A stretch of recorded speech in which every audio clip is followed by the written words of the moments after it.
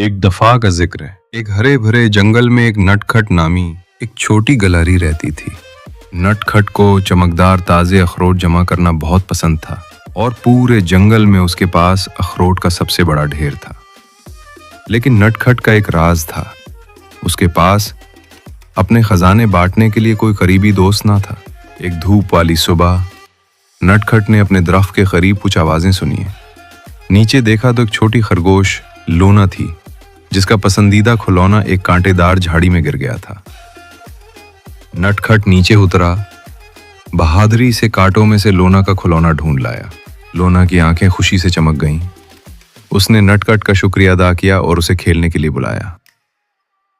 पहले तो नटखट शर्मा गया। उसने सोचा, अगर लोना मेरा अखरोट के ढेर को देखकर हंसी तो क्या होगा। लेकिन लोना ने उसका हौसला बढ़ाया। वो एक साथ घूमते और खेलते जल्दी मजीद जानवरों के साथ शामिल हो गए। बाद में नटखट ने अपने अखरोट सबके साथ बांटे। उसे एहसास हुआ कि बांटने से उसका ढेर और भी खास हो गया और सब दोस्तों के साथ खेलने से उसका दिल खुशी से भर गया। तो अगली बार जब आप किसी ऐसे शख्स को देखें जो अकेला हो, तो नटखट और लोना की दोस्ती को याद रखें। जो कुछ आपके पास है उसे बांटने से एक शानदार दोस्ती की शुरुआत हो सकती है। दोस्ती सबसे बेहतरीन खजाना है। कहानी सुनने का शुक्रिया दोस्तों। अगले एडवेंचर में मिलेंगे।